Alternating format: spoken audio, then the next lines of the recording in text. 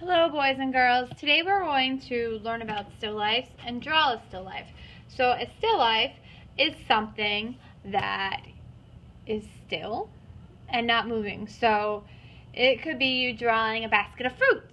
It could be you drawing blocks, which is what we're going to do. So you're going to either choose between the soft blocks here or the mega blocks, and you're going to work in a pair for this. So what you're going to do, you're going to choose which blocks you want. So I'm going to do the soft foam blocks. And I am going to, on this colored piece of paper, build a structure. Now you and your partner are going to do this together. So I have my structure built, and I am going to now draw my structure that I just built. You're going to keep it on the paper, and when you're looking at it on the paper, I want you to notice things like the way the light or the shadow is moving across the paper. So see where it's darker in here. Because you're going to be drawing this, you and your partner. You're not going to be drawing the exact same thing as your partner, because your partner will be sitting in a different area and will have a different view. So we're first going to sketch this. Your sketch does by no means has to be perfect. This is you just looking at the shapes on the mat and drawing them, or on the paper. And I want you to also, like I said, pay attention to the light.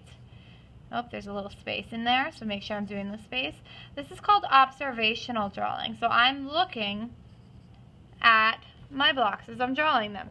Now, my blocks should be the same size, right? Because those are the same blocks. So maybe I need to make this a little bigger.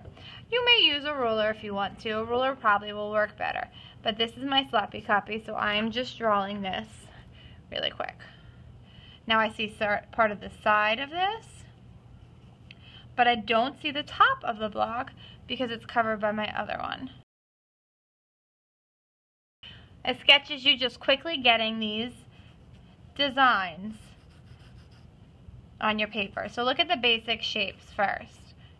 Obviously this one's a triangle, so I'm going to get the basic shape of the triangle on there first. And actually that needs to go over a little more. Notice I'm not bothering erasing my straight mistakes. I'm just drawing sketchy lines. This is a new style of drawing that we haven't really done a lot of. And then I can go back in and I can erase. So here's my basic shapes, how I have them on here. They're not perfect. I would definitely go back in and add some more details before I would put this on a final copy, but this isn't my final copy, so it doesn't need to be perfect. And now here I'm looking at the light, so it's a little darker underneath here.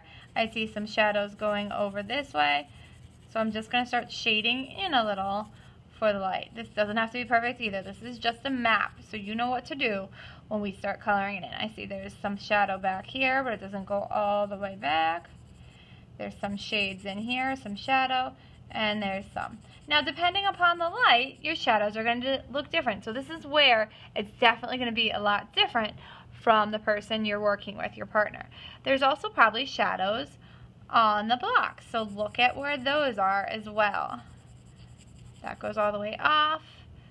I don't really see many shadows here. This is all shadow. Okay, so here's my basic sketch. Not the best, but a sketch doesn't have to be perfect. It's you getting quickly your ideas on a piece of paper. So now I'm going to take my final copy, and I'm going to draw my sketch again. Taking my time more now. I'm going to use a colored pencil to draw with because we're doing it on brown paper. So if we're doing it on brown paper, it's not going to show up really well in pencil. So now I'm going to take my time more. I'm going to look at these things. I mean, if you wanted to get really accurate, you could even take your ruler and measure. So that's like 2.5 inches. You want to make this bigger so that it fills up most of your space. Like for example on here, I was just sketching how it looks, but I think I'm going to enlarge it for my final copy. So maybe I don't want to do it quite 2.5 inches. Maybe I'll do 3 inches, and I'm going to move it down to the bottom a little.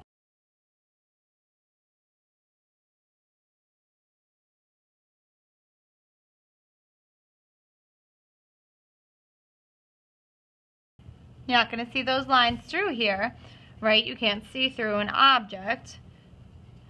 So since the triangle block is covering some of that, I'm going to erase that line there. I'm almost done. I just need to add my cylinder. Now I have my final copy done. A lot nicer than my sloppy copy. And what you're going to do is you're going to take a glue bottle and you're going to trace over all those lines that you drew in white. You shouldn't be putting a mass amount of glue on, just a nice line. I have mine right on the paper so that I'm following those lines nicely. Sometimes I'm going over the lines twice just to make them a little thicker. So we're not outlining in Sharpie, we're outlining in glue. Make sure you go back and check to make sure that you got all your lines covered, because I almost forgot that one there. And then I'm just erasing this, and then I'm going to put this on the drying rack. You want to make sure that you're not putting it on top of somebody else's, because if it dries on top of somebody else's, it's going to be ruined, because they'll be stuck together and I'll have to rip them apart to get them apart, and I mean, there goes your work then. So drying rack, you might need to put it on a mat and then on the drying rack. So now once the glue is dry, we're going to move on to the next step, and that is using our oil pastels to color this whole entire paper in. So you should still have your sloppy copy because you need that for where the shades are. But right now you're just going to color it in whatever colors you want. I would not use too many colors, and you want to save one color to use for the background. So think about what colors you're going to use and how they work together. I think I'm going to use mainly cool colors. I might use some warm, but I'm mainly using cool colors, and I think I'm going to save, I think I'll save the black or the brown for the background. I guess it'll depend on how it looks, but I'll make sure I'm not using either of those two when I'm coloring this in. So I'm going to start, I'm going to get my purple and my blue, clean them off on a paper towel if they're dirty, and I'm going to start coloring. Like I said, think about how the colors work together. You're not going to color it all in, you can color lightly. I want to see you using some of the techniques that you learned on your worksheet. So they don't necessarily have to be all of them, but I want to see you using at least one new technique that you learned. Maybe two. So here I'm going to blend.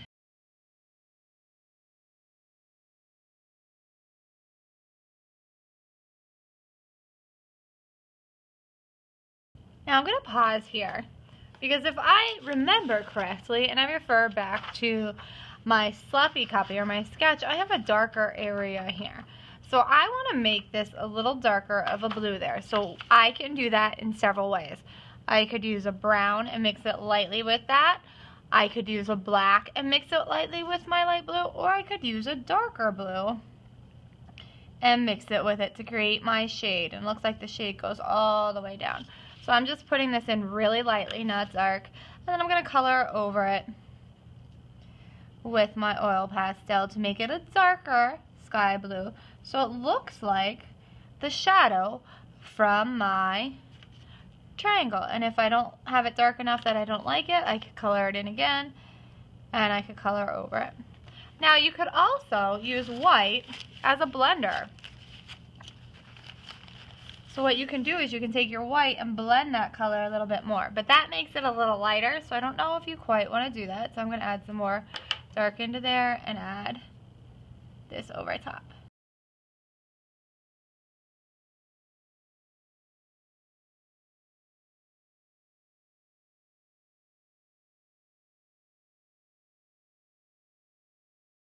Now I have all of my objects colored in, and I do not want to take pieces and smear them if there's little bits of the oil pastel. I'm going to tap like this or blow it off, because if you take it and smear, it's going to put that color and smear it. Maybe not where you want it too.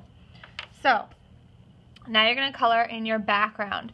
For your background, as I was talking before, you should have left, now for your background, you should have left one or two colors that you were going to use for your background. I think I'm going to do my background in black, because then you'll really notice the value on there when I show it. First I'm going to test it on another piece of paper to see if it works. So I have my sloppy copy here. So I'm going to color with black, and then I'm going to color white over it, and you can definitely see the difference between that. So that's what I would definitely want to see. So I'm going to use the black. I'm just going to color in the whole background in black. I'm going to add in my value.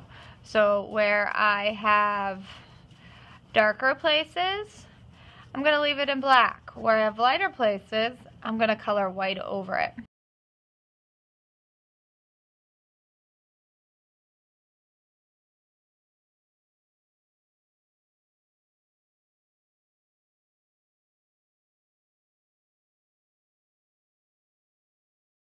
Okay, now you are all done. You're going to fill out your reflection sheet and you're going to put this in my gravy bin. Have fun, boys and girls.